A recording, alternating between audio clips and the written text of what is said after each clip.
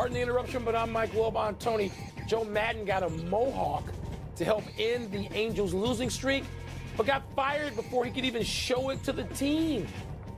I'm Tony Kornheiser. I have a reverse mohawk, as you can see. I'd like that in Madden. Madden was going to change his luck, got a mohawk, and did change his luck. He got fired, and now he's got a mohawk for the next X amount of weeks, and he'll probably walk around the streets with a hat on, don't you think? It'll look great on TV, where he belongs. It'll go great on television. Joe, what are you waiting for? Welcome to PTI, boys and girls. In today's episode, Rory McIlroy wins. The Lightning advances to the Stanley Cup Final, and White Sox fans heckle Tony La Russa. But we begin today with tonight's Game 5 of the NBA Finals. The Warriors are at home, but the Celtics are 7-0 in these playoffs after a loss, and the Celtics have a better road record, Mike, than a home record.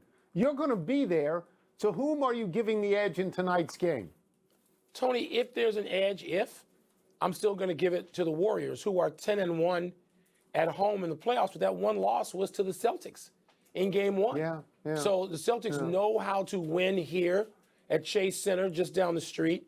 And look, also you mentioned the Celtics are 7-0 after losses. So they have rebounded. They have responded well to these things. But Tony, I just think, as you think, I think we're pretty the same on this series and how we interpreted things going into it. We both think the Warriors are just a slightly better team, that their experience really matters. It resonates when we're examining it. Here's the other thing, Tone. Boston's so bad in close games, in clutch time, crunch time, whatever you want to call it. The Celtics are not good there. They haven't been good all regular season. They haven't been good in the playoffs. And some of these games, Tone, there have been a lot of blowouts. They're going to come down to that. Do I expect Steph Curry to have 40 or more points tonight? No. I expect Boston's defense to respond, to have looked at things over the past 2 days they can do to slow him down. But there are other Warriors. They're a three-time championship team. Draymond Green may want to report for duty and actually play. He did have 8 assists in game 4. But, Tone, I expect the Warriors tonight to put forth a full team ensemble effort and win this game. Yeah. I'm not sure I agree with you. I mean, I think I agree with you on the bottom line. But this game, to me, feels like Game 1. And Game 1 was a game that Boston won. I don't think that home court means anything because both teams are 1-1 at home. Normally, Mike, in a 5-game series, if it's 2-2, I would almost invariably say that the team that wins Game 5 is going to win the series. And historically, that's true 73% of the time. But if the Warriors lose tonight, I still think they could win 2 in a row because I've seen them win 2 in a row. You mentioned that something might happen in a close game, but there haven't been any close games at all. No, and so not really. Nobody has snuck out a game in the last minute or so. So I will take the Warriors tonight without any particular conviction. Right. You mentioned Draymond Green, and let me get to this. Draymond Green, where has this guy been? He's got 17 points in 4 games. That's awful for somebody you think is going to go to the Hall of Fame. People talk about how Jaylen Brown and Jayson Tatum have to score a lot of points, how Klay Thompson and Steph Curry have to score a lot of points. This guy's got, what about this guy? I think, Mike, if he scored 10 to 15, I think if he scored 10 to 15, they could win comfortably. They don't really? Need, Tom, they don't need it, and they're not going to get it. He gets no points. He needs to defend. He needs to push the pace. He needs to stay out of technical foul trouble. He needs to stay out of foul trouble. He needs to rebound. Draymond Green can contribute in meaningful, impactful ways, but he needs to be Draymond Green in all other ways. And I'm looking for him to be that tonight, Tom. Maybe I'm naive, but I'm looking for him to be that. Let's move to the Saudi Tour, the PGA Tour, and their intersection of this week's U.S. Open. Charles Schwartzel won the first Saudi event Saturday, taking home $4 million for 3 days' work. Meanwhile, Rory McIlroy won the Canadian Open on Sunday, took a dig at Greg Norman after doing so, saying, quote, 21st PGA Tour win, won more than someone else, meaning Norman. And that gave me some extra incentive, close quote. Tony, who has more to feel good about after this weekend, the Saudi Tour or the PGA Tour? So the PGA Tour had a dream situation yesterday, and I watched almost all of that tournament yesterday. In their final group, they had Rory McIlroy, Justin Thomas, and Tony Finau. And certainly McIlroy and Thomas are loyalists to the PGA Tour. All three shot well under par, and it came down to the last hole, and they got Rory, the biggest advocate, to win. And still, I will tell you, Mike, that the Saudi Tour had a better weekend. And I'm going to give you four reasons why they had a better weekend. Number one, they actually played a tournament. They're not theoretical anymore. They're actual competition now. Number two, Phil Mickelson was in that tournament. We'll get to his press conference today later. But he was in that tournament, and without Tiger Woods, he's still the most popular golfer in the world. Number three, you mentioned Schwartzel. Schwartzel's not just some guy. He's got a Masters in his pocket. Major championship. He's a meaningful player. And number four, and maybe most important to me, the PGA Tour was on the defense all weekend long. Jay Monahan did a live interview, which I watched, with Jim Nantz. CBS, Jim Nantz's network, is a full partner to the PGA Tour. I am sure that, and he asked all the right questions too. He asked them without an edge, but he asked all the right questions. And I'm sure that Monahan knew what the questions were going to be. I'm sure because questions were obvious. And Monahan was smug, and he was didactic. He was. And he said at one point, I'll just answer your question with another question. And he never really gave a reason why people shouldn't play on the Saudi Tour. So to me, Mike, and I've taken a lot of time here, the Saudi Tour had a better weekend. Now, Tony, the PGA Tour we couldn't even see the Saudi Tour. I don't know what it looked like. I'm not streaming anything. Streaming for me means hitting the on channel. The on button. That's streaming, or I don't watch YouTube. I'm not my son. Okay. It wasn't on TV. It wasn't on real TV to some of us. And I got 600 channels in direct TV, and I couldn't find it. So it wasn't there. It didn't exist. They don't have a TV partner yet. The PGA, you mentioned the guys that were constantly on camera yesterday. They included Rory and JT and Finau. Come on, Tom. That's right. Those are big stars on the weekend on television. I agree. They had that was a actual dream situation. competition we could consume. Tone, it's early on for Liv. Liv will have its day, we presume, and they're going to have stars too. So I'm not here just sort of waving some flag for the PGA. And Monahan's he's too smart a guy. He's too engaging a guy. I know him a little bit. Bad performance. He's Tony. He's actually a guy who should just go out there and be himself and defend his turf. And he did this smug thing that's not even him. It was a I don't understand that. Okay, it was a bad performance. And I want to get to Phil today because I watched Phil today. And Phil was guarded, and Phil was defensive, and it was very sad. Well, you and I talked on the phone a couple hours ago. Yeah. It was like Phil was a prisoner. This is not the Phil Mickelson we are used to, not the ebullient, happy Phil Mickelson that we are used to. And I want to see at this Open in Brookline, Massachusetts, a liberal area, if there's liberality in golf, I'm not sure about that. But I want to see how the people from the Saudi Tour are treated relative to the people from the PGA Tour by the fans. I want to see that. I want to see. Let's move on. The Stanley Cup final is set. The Tampa Bay Lightning finally shed the New York Rangers, and the Colorado Avalanche has been resting and watching for a week.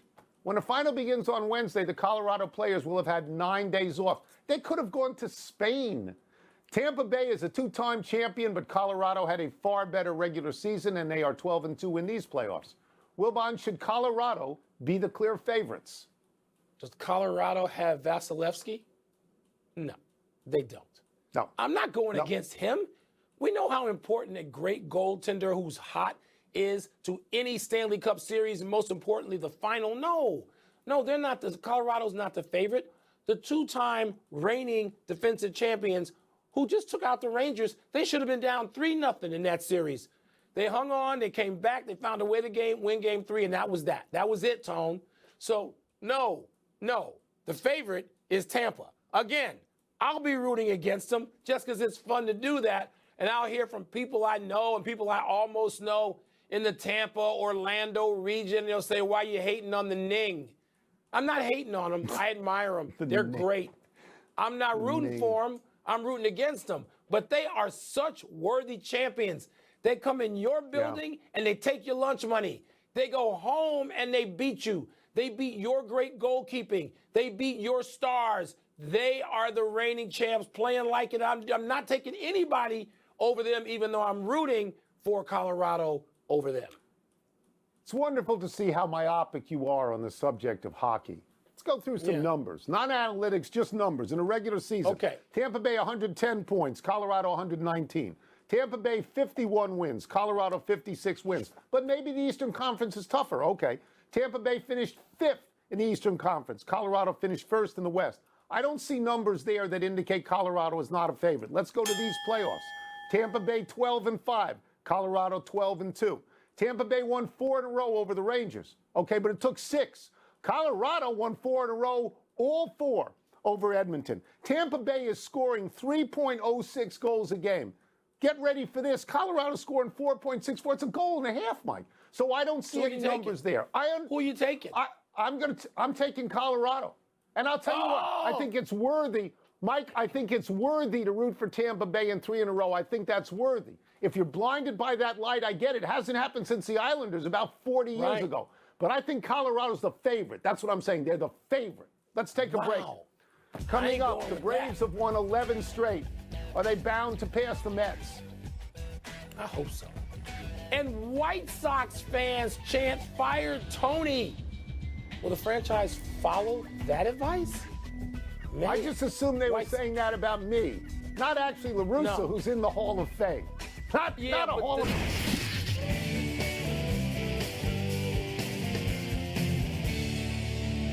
Time to find out what's on the minds of the Minions in mail time. Let me get the first one here. Mail time? The Minions or the Millions? Minions.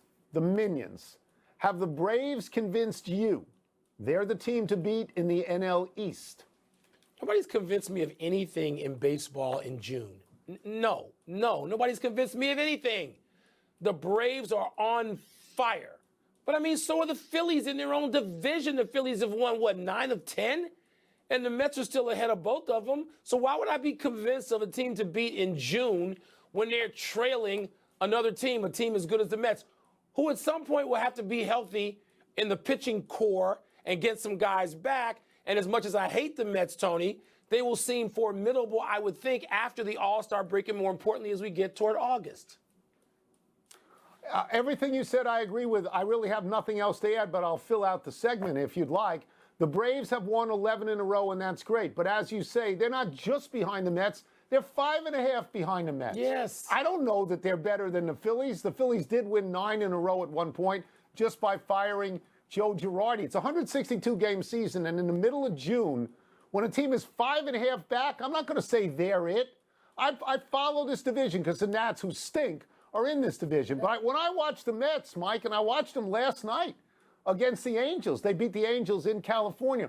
When I watch the Mets, they always hit. And if you're telling me they're going to get 2 Cy Young pitchers back at some point, they're going to get Scherzer and DeGrom. How can I tell you that I believe that the Braves are the team to beat? They're getting 2 Cy Young guys back. Right. We're not doing that. They won't be the team to beat in August if they have 5.5 in arrears. This one is for you. White Sox fans chanted "Fire Tony" over the weekend. Chance that happens? Well, they're talking about Tony La Russa, who, of course, had that intentional walk despite having a 1-2 count on somebody, backfired horrendously. Tony, the White Sox are the most, listen to that. The White Sox are the most disappointing team in Major League Baseball because they have a lineup. I know they got injuries, but they have talent, Tone, up and down the lineup, pitching, bullpen. They have all the stuff it takes seemingly to win. And they don't just lose games, they get crushed as if they're physically afraid of the opponent. Oh, wait, they are afraid of the Astros. As soon as they see the Astros bus pull in the parking lot, they want to run home and cower. The White Sox are a massive disappointment. That falls at the feet of the manager. Tony, they give up 11, 13, 9. They can't pitch. They don't have timely enough hitting, even though they have a lot of hitting. They're a huge disappointment. Would you fire Tony La Russa? Do you think he'll be fired? Answer the question. I don't know that Jerry Reinsdorf will do that, but he could be. You can fire him and justifiably do so. Okay. They are terribly disappointing. They've lost 4 out of 5. I think they're 27-31, and they won 93 games last year. And La Russa became a lightning rod because Trey Turner had a 1-2 count. He walked him and pitched to Max Muncy, who hit it out. And he's 77 years old. And for some people, they say that's too much. I love Tony La Russa. He's in the Hall of Fame. He's a great manager. Jerry Reinsdorf's one public mistake that he talked about was firing La Russa. I think it's 38 years ago. He personally hired him back. He's not going to fire him, and here's why. Because Madden and Girardi did not make the playoffs for a long time with the teams that fired them. He made the playoffs last year, Mike. Yeah, he but made Tony, the playoffs. I think he gets the year. When La Russa came back, he and Reinsdorf agreed, we're friends, we're dear friends, and you say you made this mistake 38 years ago, but you've got to be able to fire me. And Jerry knows that, Tony, and the White Sox have a better roster than those two teams. And the White Sox made the playoffs last year, and they roll over at the sight of certain teams. You can fire him. My point is I wouldn't. I don't think he will be. Let me put it that way. Enough email. Okay. Let's take one last break. Still to come, a tough loss to the Yankees for Wilbon's Cubs. The Cubs stink, too. This is like the summer of every bit of my youth. Bad Chicago baseball. How concerned should the Lakers be that Anthony Davis, speaking of Chicago, says he hasn't shot a basketball in 2 months? Both teams stink, but the Cubs were rebuilding. So the White Sox shouldn't stink like... Pardon the Interruption is presented by Corona Extra. Find the fine life. Live La Vida Más Fina. Part of Happy Hour. Happy time, people. Happy 33rd birthday, Ryan McDonough. Tampa Bay's all-star defenseman will be playing in his third straight Stanley Cup final after the Lightning won 4 straight games over the New York Rangers in the Eastern Conference Final. The obvious irony is that McDonough was the Rangers captain for 4 years until they traded him to Tampa Bay in 2018. You win 1 Stanley Cup, it's great. You win 2 in a row, you are an elite team. But if Tampa Bay beats Colorado for 3 in a row, they're a dynasty. The Canadiens, the Islanders, the Oilers, the Lightning. The Rangers may have to wait 150 years to win 3 cups. And Tony McDonough was the player who said the Lightning's Game 3 win was a series changer. True enough, they didn't lose again, haven't lost since. Yes.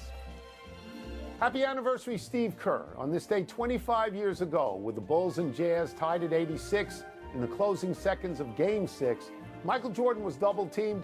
He kicked the ball over to Kerr, who drilled a jumper at the top of the key to propel the Bulls to their 5th of 6 titles. At a championship celebration rally in Chicago's Grant Park, Kerr gave his version of the event. Kerr claimed that Jordan told Phil Jackson he didn't feel comfortable in those situations and suggested, quote, "Why don't we give the ball to Steve?" Steve continued grinning, quote, "I thought to myself, well, I guess I got to bail Michael out again. That's my story and I'm sticking to it," unquote. Tony, we're still living off those days in Chicago. And let me say this, remember, Jordan and Kerr collaborated on the bench, as we've seen in Last Dance, among other places. You can hear the sound. They collaborated. They knew what was going to happen. It was going to be a double go toward Jordan. He was going to kick it to Kerr. They called it. They spelled it out. Still sank it. Stevie, I got to remind Kerr about the anniversary of this when I see him later today. Happy trails to this 35-mile-an-hour pitch from Frank Schwindel of the Cubs. Schwindel is a position player who was brought in for the 8th inning yesterday to pitch to the Yankees, who were up 17-4. Schwindel threw this meatball, and Kyle Higashioka hit it out. Schwindel got out of the inning with no further damage, but the Yankees, Mike, are now 44-16. They're having an historic season. They lead the majors in home runs, slugging percentage, OPS, ERA, and WHIP. They're on pace for 119 wins. And we can't talk about them on this show because you hate the Yankees, and all you ever say is that there's a 220-foot fence in right field, and by the way, this home run went to left. We talk about them all the damn time. We talk about them more than any team in baseball, and we should. They've earned it, and they're great, and we're going to talk about them all summer. But the right field fence is a sand wedge for my 14-year-old. Don't try to deny that. He hit it to left. They're a great team. Let's go to the big finish. I'm talking about right field. Anthony Davis says he hasn't shot a basketball since April 5th. Is that actually cause for concern? I was going to say, well, you can't get hurt if you're not shooting a basketball since April 5th. That would be a cheap shot. I love Anthony Davis. No, not everything is important. For the first time since 2003, none of the big 3 are 1 or 2 in the men's tennis rankings. Is that a big deal? How is it possible that Nadal, who's won the 2 majors this year, the Australian Open and the French, how are these guys ranked ahead of him? What did they win this year exactly? Like the BPI, the Grizzlies, what are you doing? The Grizzlies extended head coach Taylor Jenkins. Does that make sense? Yeah, when a guy loses his best player and an all-pro for 25 games and still finishes with the second best record in the league, yeah, makes sense. Mo Donegal beat Nest to win the Belmont. Break it down, Mr. Horsey. Yeah, I was rooting for Rich Strike. I thought it'd be great to win the Belmont, after winning the Derby, such a surprise. It just didn't work out. Nice race. The last one, after winning yesterday, our boy Justin Verlander now 8-2 with a 1.94 ERA. Your thoughts? Even at 39, he's the best pitcher in baseball. He is Scherzer, right? Got to get Scherzer healthy again, Tony. Yes. Got to get him back out there. Yes. My thoughts are you owe us Kinlock. We're out of time. Try to do better the next time, and I'm Tony Kornheiser. I'm Mike Wilbon. Same time tomorrow, Knuckleheads. Check out NBA Countdown at 8:30 Eastern on ABC. And now, here's SportsCenter. So you got the Warriors tonight, right?